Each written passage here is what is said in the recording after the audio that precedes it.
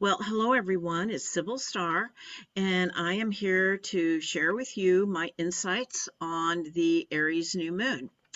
Now, the Aries New Moon is at Aries 12 degrees on March 31st at 11:25 p.m. Pacific time. It is on April 1st in pretty much the rest of the world. In the early mornings. Now, at this Aries new moon, we have the sun, the moon, Chiron, Mercury, and also the goddess Athena. They are all traveling together. Okay. And Aries is the energy of the spring equinox. It is it's the first sign of the zodiacal new year. Okay, so it's the first sign, and and this one, in Aries, like I said, is the energy of the spring equinox. It comes in at 0 degrees Aries. And then this is, of course, in the northern hemisphere. And so it is the beginning of spring. And it is a time for giving birth just to something new. It is a time when the flowers start blooming again, the animals are giving birth. And as you can see that I am sitting here in what is called Metatron's cube. And Metatron's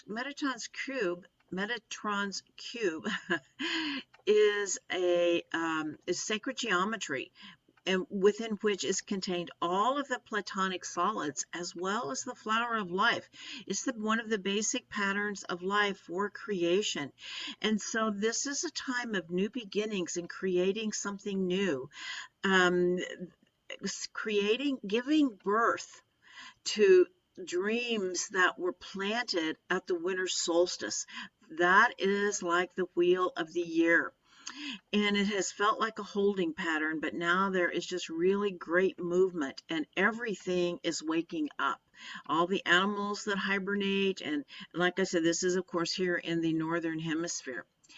And I had a vision not that long ago. I was in a ceremony and I was taken into the light. And there I saw so many other light beings, but I also saw lots of human faces. And I was told that humanity is waking up. There are so many in the light now that I didn't know that. And I was told to trust that. And that I have read that it only takes 10% of the population to have a shift in consciousness. And I really feel like this is where we are going. And so many are waking up. And it's like we have been in a trance. We're waking up to the truth of what has happened over the last 2 years. And to recognize that what has happened over the last 2 years was a catalyst for growth. It was a catalyst for our awakening because, the truth has just become so blatant and it's pushing us through the veil of illusion so that when we can look at the truth of what our world is, what is really happening here, so that we can create a new world. We don't have to engage with this. We need to make changes in our life and our world. And, Aries is very much about courage, and it takes courage to look at the truth of what is happening in our world and to take personal sovereignty and, to say, where do we draw a line in the sand? Where do we say, no, this is not okay? And to say yes, this is what I want. It's both. It's saying, this is what I don't want, but yes, this is what I do want. And Aries and Mars is very much about action, the just do it. And there is so much fresh new energy to create something new. And, Aries is the warrior. And it's also, and the warrior, is strong within their own personal authority. And so we're being asked to stop giving our power away and trusting our own judgment. This is a big piece of personal sovereignty and personal authority. Those outside of ourselves do not know what is in our highest good. Each one of us knows, and we just must connect to that and have the courage to follow that. Aries is about leadership, waking up to the leader within. Like I said, trusting our own judgment, self-confidence. The Emperor is the Aries card in the Tarot deck. And this new moon conjunct Mercury. It's about the courage. Mercury is the god of the mind and communication, and it's about the courage to speak our truth, to let our voices be heard, and to be direct and to the point, for where we say no and where we say yes, and to not beat around the bush, to get right to the point. And with Chiron, Chiron is the wounded healer. Chiron is comes from Greek mythology, and he was a centaur, and he had a wound that he could not heal. He was accidentally shot by with arrows by Hercules, poisoned arrows, and because Chiron was half mortal and half immortal, he could feel the pain, but he could never die. And so, within their myth, he was finally allowed to die. But it is, Chiron brings up a wound that in our attempt to heal it, we end up healing others. And so in Aries, one of the wounds that I see coming up, is as I talked about the goal of Aries is so much about courage. And to have courage, fear needs to be there. So it is confronting our fears. And often in Aries, fear can show up as anger or aggression. It's meant to be assertiveness, but if we're not standing in our own power, it can come up as anger and aggression. Now, the emotion of anger, it's so important that we feel it. When anger is conscious, it is a great motivator for making change and, like I said, setting boundaries, where we say no, where we say yes. But when it's unconscious, it can come out as aggression, it can come out as blaming, it can come out as, conflict. And of course, we see this in our field right now, what happened at the Oscars. And of course, we've got war over in Eastern Europe. We're not in it yet, but the drums are certainly beating for war. And so, it's how do we manage our anger? And because the thing is, the field is created by the collective, by each one of us. So it's important for each one of us to manage our own anger in the healthiest ways that we can. And of course, one, is activity, exercise, gardening. When you feel the anger coming up, acknowledge it, do something to help move it through so that you can then get to the core of what that anger is about so that you can use it to make the necessary changes in your life. Now, I recently had an episode or an event in my own life where I was upset with some people around me because I felt that they were deeply trapped in the fear matrix. And it made me really angry, and I felt really trapped to be in a place where people were so afraid. And what I came to realize was this fear that I was seeing that was making me angry um, was a reflection of my own fear. Okay, I am planning on a move, and there are some things coming up in my field around that are a little bit scary. And so once I was able to recognize that the field was reflecting back to me what was in my own heart, then I was able to let that anger go. And it's like, why be angry at people because they're afraid? I was blaming them for my own fear. And so anyway, I was able to work through that and really came to a place of peace around that. And so I feel like a big piece of this Aries energy is about conquering our own fear and recognizing and working with our own anger as it comes up. And as I said, Aries is so much about courage, and this is about courage and new beginnings. So it is a time to be brave and forge a new direction. Okay. All right. Now, this particular new moon has three kind of really strong components that are kind of each kind of individual in their own and yet work together. And so the second component of this Aries moon is Mars. Mars, which is the ruler of Aries. And Mars is in a large conjunction with in Aquarius. It's at 19 degrees of Aquarius, conjunct Saturn, Venus, and the asteroid Juno. And they're all in a square to the nodes of the moon. And the nodes of the moon, have a lot to do with our destiny. And so all of this Aquarius energy is about not it's about community. It's about how we work with each other. It's about community building, working together, and it's about the divine matrix, the grid of energy that connects us to everything. Aquarius reminds us that it's the interconnected web of all beings. Okay, and Mars, we talked about, Mars is the warrior, and Mars is very much about action. Just do it. It's a great amount of vitality and life force. And I should say that about Aries as well, because that's what New Beginnings is. It's about vitality and life force. Um, and so Mars is, like energy. Saturn, and it's about passion, it's a desire, but it's about, you think of that Nike commercial, just do it. Mars is the planet of action. And Saturn is the planet of organization. It's like Mars wants to, just forge ahead, run, as they say, fools rush in, and nothing would ever happen if Mars and Aries just, didn't do that. And yet there are times, like now, when Saturn is involved, that Saturn says, slow down, think this through, have a plan. It's about the organization and direction of that energy, giving it a focus and a direction. And so this is a time where you can really work hard and get things done, especially if you are working with other people, especially since it's in Aquarius. So it's like when we work together, we can accomplish a lot. It's group work with the same purpose and goal, collaboration.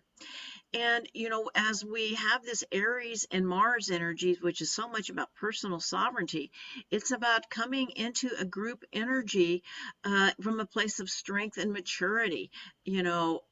As we know, sometimes groups devolve into the lowest common denominator.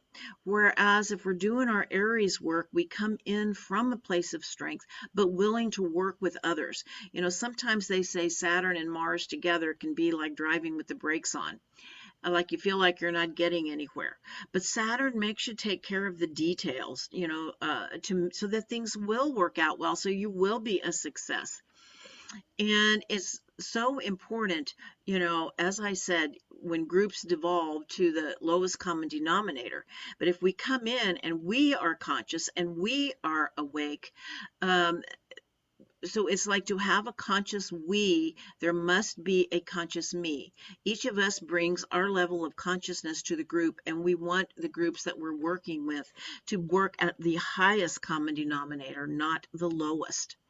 Okay, now we also, like I said, have Venus and Juno involved, and in Aquarius, and Venus is a goddess of love, and she has to do with love on all levels, love of self, love of each other, beauty, creativity, art, all kinds of beauty and love.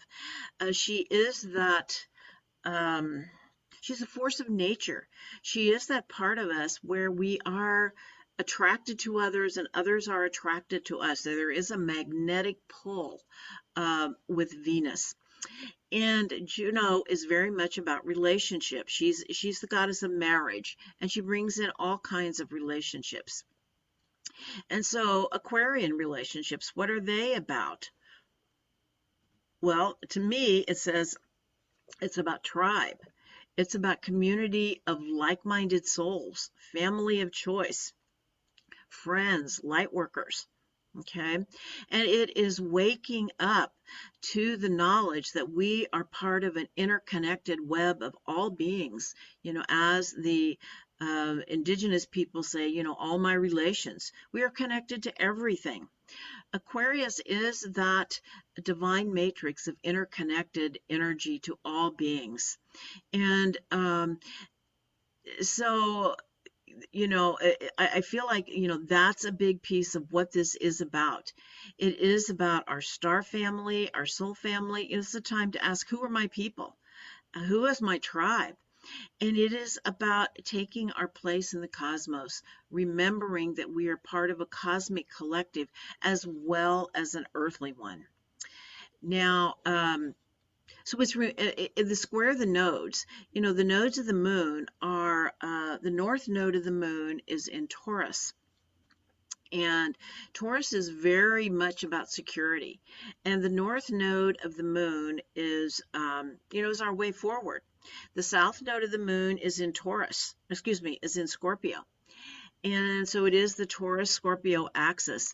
And Taurus is very much about aligning with Mother Earth. It's security oriented. Um, Scorpio is, and the South Node is the energy that we're being asked to let go of. But we're also, and let's say the more shadow side. And so I feel like what this is saying is telling us that as we move forward, the security is now in our relationships with ourselves and Creator, the vertical relationship, as well as the horizontal relationship, our relationships with each other, Mother Earth, and all beings. It is our relationships that are the most important, and that is what, as we go through these major shifts and changes. Okay, and also too in Aquarius it says new kinds of relationships are being formed. Okay, all right. Now the next thing I want to talk about is the Jupiter-Neptune conjunction in Pisces. This is a really big energy portal, just like the Jupiter-Saturn conjunction that happened back when did that happen? 2020, I believe, the end of 2020. And December 21st, 2020, right? And so this is another really big Stargate energy portal, whatever you want to call it, of light pouring in and the activation of codes. It is happening on April 12th at 23 degrees of Pisces. And I do want to say this first, is that Pisces is the last sign. And so it is very much about endings. And there is a saying among indigenous people that, we are in a time of when the ending falls into the beginning. And that's very much what this energy is about, the sun. And there's so much energy in Aries, which is the new beginning. And there's also so much energy in Pisces with this Jupiter-Neptune conjunction. And I should say this as well, Neptune is the modern ruler of Pisces, whereas Jupiter is the ancient ruler of Pisces. It was the ruler of Pisces before Neptune was discovered. So it makes it a very strong Piscean energy. And it's also important to know that we are straddling ages. We still have 1 foot in the age of Pisces and 1 foot in the age of Aquarius. We are moving out of Pisces, but we still are there. And as we come into these later degrees of Pisces, 23 isn't that late, but it's getting near the end of the sign. The Pisces teachings of Neptune and Pisces are going to come. The bigger teachings are coming in. Okay, and so we are in, like I said, we are in a time where the end is falling into the beginning, and there is a mix. Okay, but anyway, back to the conjunction itself. Like I said, it is a portal of light. And something I just recently read, which really just made a lot of sense to me, it said that it is actually love that creates light.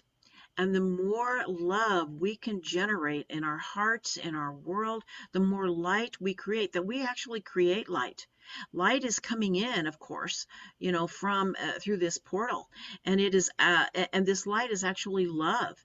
The Mother Earth and all her beings are being showered with a huge it's a huge portal of the unconditional love of the universe. Neptune is known as the divine heart, and Jupiter expands everything it touches. And and in this love and light that is coming in, there are blessings. And I feel like a big piece of this is the anger and the fear that is in the field. This light, this love is coming in to transmute it. As we know, love heals all. We're in a time of great divisiveness, and it's this anger that is so divisive when we're blaming other people for our problems. When the truth of it is that anger lives within ourselves, and it is only being activated by other people. And as we bring this to the surface and to the light, during, especially, I would say for a week before and a week after this exact conjunction, the portal is open. And as we release this fear and anger and allow this love and light to transmute it, it's about healing the divisiveness in our hearts and in our worlds, and letting go, once again, of all those places where it is us versus them. Wherever we have that in our world, it is time to let that go. And it is about unity consciousness, waking up to the divine within, and to remember that we are part of something greater than ourselves, and that the divine lives in every cell in our being, in each one of us and each one of our fellow humans and all our relations. We're all part of the divine if we can see that within ourselves and within each other, and to know that there really is only love. And this love that in the Piscean field is very much about compassion, because the other piece is with Pisces, it's great sensitivity to the suffering of others. And if we can allow ourselves to feel the suffering without blaming and being angry, and or at least releasing the anger, to allow it to be transmuted. I feel like that's why it's being activated, so it can be in the field and be transmuted. Okay. All right. And I want to invite all of you too as well to a ceremony. I'll talk a little bit about it at the end of the video. My spiritual community, the Center for Sacred Studies, is having a global prayer as we work with these portal of love that is coming in. And it's just a 30-minute ceremony, and where we can actually be the love, be the peace we need to see in the world, and blanket the world with this love and raise the vibration. And it can have a huge impact to raise the vibration. So anyway, I will give you a little bit of information, and I'll also put it in my little box where you can access this global prayer if you want to be a part of it. And like I said, it's free. All right. Venus and Mars also move into Pisces this month. So there's a lot of Piscean energy. And I do need to speak of the shadow of Pisces, because every planet and energy has a shadow. And, there can also be the shadow of illusion, delusion, and self-deception, being lost in a fantasy, believing what we want to believe. And, so it's really about trusting your own inner guidance and your own intuition, but also know that sometimes it's not our intuition, it's our ego self saying, this is what I want, and that's why I think it's real. Okay. All right. Now, the last thing I want to talk about is the Sabian symbol for this, because it is so beautiful and it ties it all together. And the Sabian symbol, for those of you who don't know what it is, what they are, a psychic back in the 1930s named Elsie Wheeler had a psychic vision for every degree of the zodiac, and I often find these just incredibly helpful. So the Sabian symbol for this degree of the zodiac, for 12 degrees of Aries, is a flock of geese. And a flock of geese, just think of that. They're in that formation. They know where they're going. They have a direction. They're working together. There is group cohesion. And they change leaders. You know, whenever one gets tired, somebody else steps up so that they can stay on course and direction and support each other and reach their goal.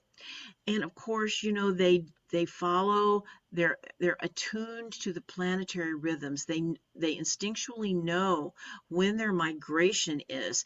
And so this tells me this is also about cosmic order, about divine order, and that all things are in divine order. What we are going through now is in divine order, and to trust the process that is happening. And in uh, Hindu mythology, there was a sacred white goose called a Hamsa, and Brahma rides this white goose, and it is a symbol of perfect union, balance, and life. And this is what I read, is that if you constantly repeat this name, Hamsa, it changes into Soham, Soaham, which means that I am. It is identified with Supreme Spirit. I feel like we are being led. We are being spirit led. And it is about trusting our instincts and working together and stay focused on, you know, what our direction. And just a couple of more things. One is I just want to say humanity is awakening to a more conscious existence where we feel more harmony and connection with ourselves, each other, and Mother Earth. I really feel like this is the truth. And when one human being who awakens to the light, it can change the world forever. It's like when you light one match in the book, they all light up. That we, and this Aries tells us that we stand in our own personal sovereignty and are an awakened being. We can light up our whole field. We can change the field. All right, so that's what I see for this month. I'm going to put in my small little box by this video here more about the global ceremony if you want to join it, and you can reach me through my email. There's one way to join it, and once I have the website or the invitation, I will send it out as well. All right, wishing you all a wonderful month and blessings to all.